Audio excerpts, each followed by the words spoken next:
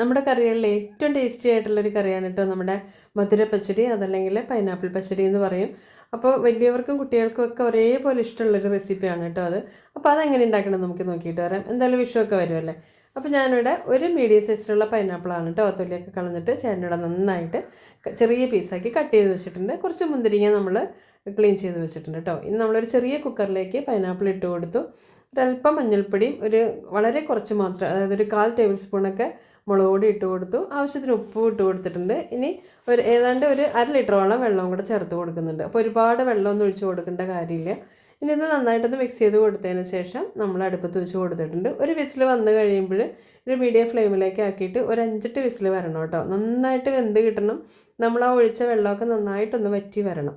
അപ്പോൾ ഇതിലേക്കൊരു അരപ്പ് തയ്യാറാക്കാൻ വേണ്ടിയിട്ട് ഞാനിവിടെ ഒരു നാളികേരത്തിലേക്ക് ഒരു 2-3 പച്ചമുളകും ഒരു 3 ടേബിൾ സ്പൂൺ അധികം പുളിയില്ലാത്ത തൈരും കൂടെ ചേർത്തിട്ട് അരച്ചെടുത്തിട്ടുണ്ട്.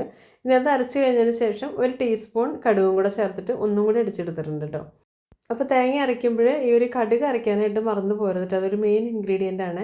അപ്പോൾ 5-8 വിസിൽ വന്നു കഴിഞ്ഞപ്പോൾ ഞാൻ ഫ്ലെയിം ഓഫ് ചെയ്ത് കൊടുത്തു. ഞാൻ കംപ്ലീറ്റ് എയറും പോയതിന് ശേഷം തുറന്ന് നോക്കുമ്പോൾ വെള്ളമൊക്കെ വറ്റിയിട്ടുണ്ട്, നന്നായിട്ട് പൈനാപ്പിൾ വെന്തിട്ടുണ്ട് കേട്ടോ. അതിലേക്കൊരു 3-4 സ്പൂണ് പഞ്ചസാര ചേർത്ത് കൊടുക്കുന്നുണ്ട്. പൈനാപ്പിളിന് മധുരം കുറവാണ്, അപ്പോൾ നമ്മൾ ഇത്തിരി കൂടെ മധുരം ചേർത്ത് കൊടുത്താലാണ് പൈനാപ്പിൾ കറിയിൽ അത്യാവശ്യം നല്ല മധുരം വേണം കേട്ടോ. ഇനി നമുക്കതിലേക്ക് അരച്ച് വെച്ച് തേങ്ങ ചേർത്ത് കൊടുക്കുകയാണ്. അപ്പോൾ പഞ്ചസാര ചേർത്തിട്ട് ഞാൻ 5 മിനിറ്റോളം ഒന്ന് തിളപ്പിച്ചെടുത്തിട്ടുണ്ട്. അതിന് ശേഷമാണ് നമ്മൾ അരപ്പ് ചേർത്ത് കൊടുത്തത് കേട്ടോ. ഒരുപാട് ലെങ്തി ആവണ്ടെന്ന് വിചാരിച്ചിട്ടാണ് ഷോർട്ടായിട്ട് പറയണേ. ഇനി അരപ്പ് ചേർത്ത് 2-3 മിനിറ്റ് കഴിഞ്ഞതിന് ശേഷം നമ്മൾ എടുത്ത് വെച്ചിരിക്കുന്ന മുന്തിരിയും കൂടെ ചേർത്ത് കൊടുക്കുകയാണ്. റോസ് മുന്തിരിയാണ് കേട്ടോ പച്ചടിക്ക് വേണ്ടത്. അതും കൂടെ ചേർത്ത് കൊടുത്തു. അതും കൂടെ ചേർത്ത് കൊടുത്തിട്ട് ഒരുപാട് നേരം തിളപ്പിക്കരുത്, ഒന്ന് ചൂടായി വന്നാൽ മതി. അപ്പോൾ ഞാൻ എന്തൊക്കെ ഉണ്ടാക്കിയാലും എനിക്ക് ചേട്ടനും കൂടെ വന്നൊന്ന് ഓക്കെ എന്ന് പറഞ്ഞാലാണ് എനിക്കൊരു സമാധാനം ഉണ്ടാവുള്ളൂ കേട്ടോ.